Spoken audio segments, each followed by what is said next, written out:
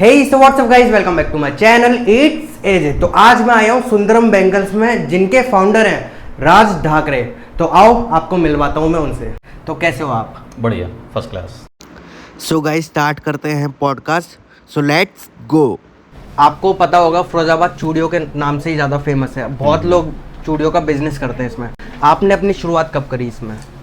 देखिए, ये लगभग हमने व्यापार जो स्टार्ट किया था लगभग आज 23 वर्ष हो गए, 23 ईयर्स, 23 वर्ष पहले स्टार्ट किया था। आपने अपने बिजनेस का नाम सुंदरम बैंगल्स क्या सोच के रखा था? देखिए, एक्चुअली क्या है कि मैं जो है शुरू से शिव का भक्त हूँ, शुरू से शिव जी की पूजा की है। एक मानसिकता है कि प्रभु के नाम से कोई चीज़ स्टार्ट होती है तो वो अच्छी होती है।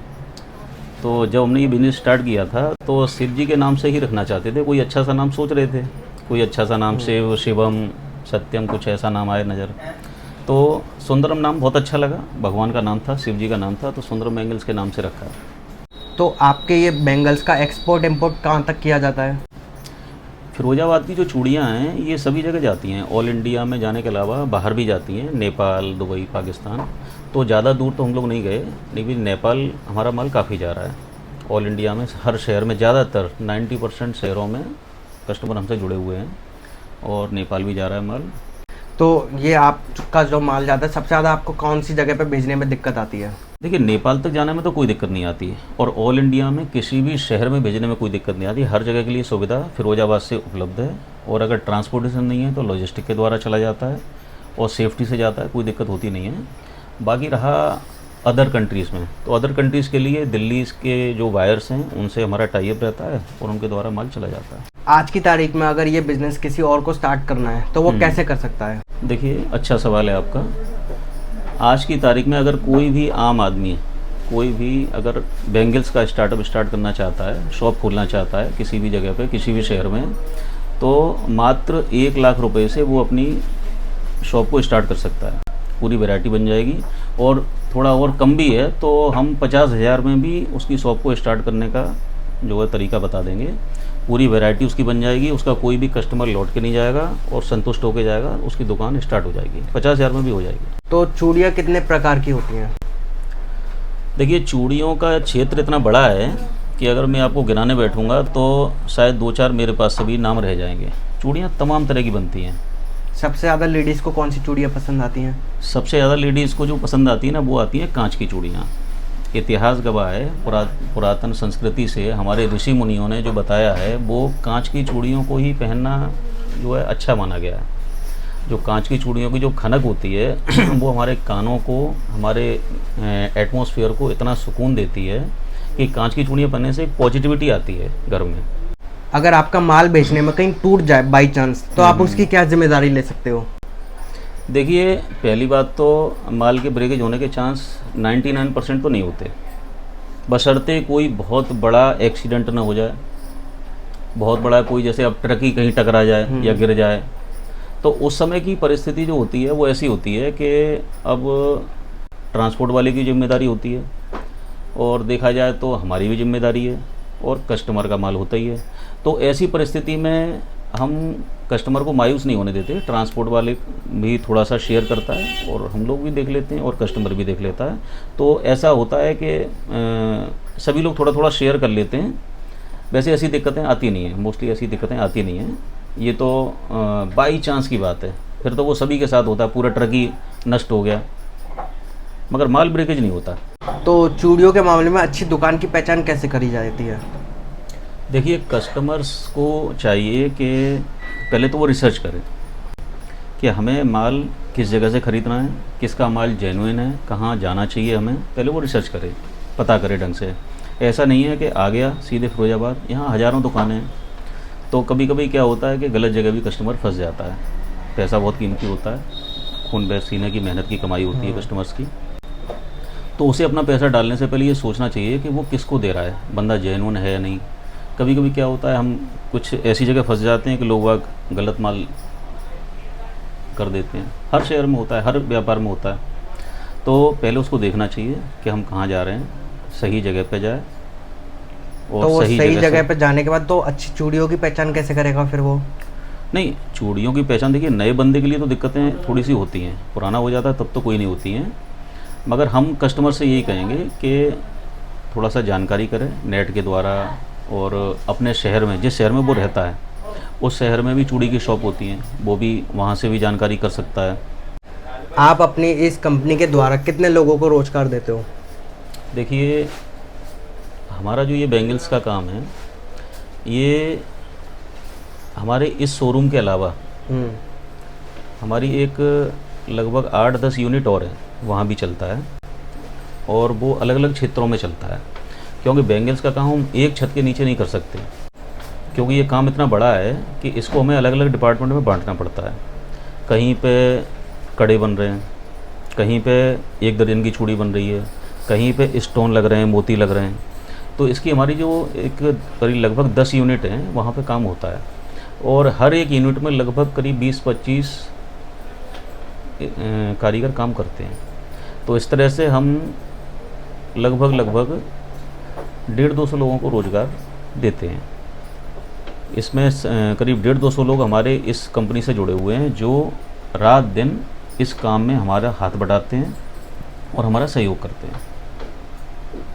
मैंने सुना है आपका संगठन भी है, तो आपके संगठन का क्या नाम है और कब से चला रहे हो आप उसको? देखिए, हम एक छत्री हैं, छत्री समाज से आते हैं, राजपूत हैं। तो हम अपने समाज का एक संगठन चलाते हैं जिसका नाम है ठाकुर महासभा। मैं पट्टिका भी पहन लेता हूँ अपने समाज की। ये संगठन देखिए, ये ठाकुर महासभा के नाम से संगठन है, जिसकी ये पट्टिका है। तो ये संगठन हम पिछले 2 साल से चला रहे हैं। 2 साल से चल रहा है ये संगठन, जिसके ज़रिए से हम समाज सेवा में लोगों की सेवा करते हैं। तो अभी तक आपने इसमें क्या क्या किया है, अपने क्या क्या काम किए हैं इसमें? इस संगठन के माध्यम से जो हमारे समाज के जो लोग हैं, क्षत्रिय समाज के लोग हैं, उनकी किसी भी तरह की कोई भी परेशानी हो, अगर वो हमारे संज्ञान में आती है, तो हम उनकी परेशानी को दूर करने के लिए यथासंभव जो भी प्रयास होता है वो करने का प्रयास करते हैं। जिस तरह से अभी एक हमारे एक मित्र थे, उनके साथ एक दूसरे समाज के व्यक्ति ने दुर्व्यवहार कर दिया, गोली वोली भी चल गई थी। तो जब हमने देखा कि दूसरे समाज के व्यक्ति का प्रेशर ज़्यादा था डिपार्टमेंट पर और उसकी सुनवाई नहीं हो रही थी, तो हम सब लोग मिलके गए थे और रात के काफ़ी टाइम 12-1 बजे तक बैठे रहे थे, और हम सब लोगों ने प्रयास करके उनसे बातचीत करके उनका मुकदमा पंजीकृत कराया, गिरफ्तारियां भी हुई। तो जब हम देखते हैं कि हमारे कोई व्यक्ति हमारे समाज का अगर अकेला पड़ गया है और उसकी सुनवाई नहीं हो रही है, तो हम सब लोगों का प्रयास ये होता है कि सब लोग इकट्ठे होकर उसकी मदद करें, कानून के माध्यम से, कानून के खिलाफ जाके नहीं, कानून के माध्यम से, कानून का पालन करते हुए उसका हम जो भी मदद हो सकती है वो करने का प्रयास करते हैं। तो फिरोजाबाद में पहले तो ठाकुर महासभा सिर्फ एक ही थी, अब 2 कैसे हो गई ये? सही सवाल किया आपने। देखिए, पहले ठाकुर महासभा नाम से एक ही संगठन था, जिसका मैं ही जिलाध्यक्ष था। राज ठाकरे मेरा नाम है, और उसमें मेरे काम को देखते हुए जो हमारे काम करने की जो स्पीड थी, उससे कुछ गिनती के जो 2-4 लोग होते हैं, हर समाज में होते हैं, वो थोड़े से घबरा जाते हैं कि ये कहाँ से बंदा आ गया और इतना तेज़ गति से काम कर रहा है। तो कुछ लोग होते हैं जो उसको पीछे धकेलना चाहते हैं। तो उस समय भी यही हुआ था। तो जब देखा कि हम लोग अच्छा काम कर रहे हैं, तो उनका प्रयास ये था इस बंदे को हटाओ और दूसरे को लाओ।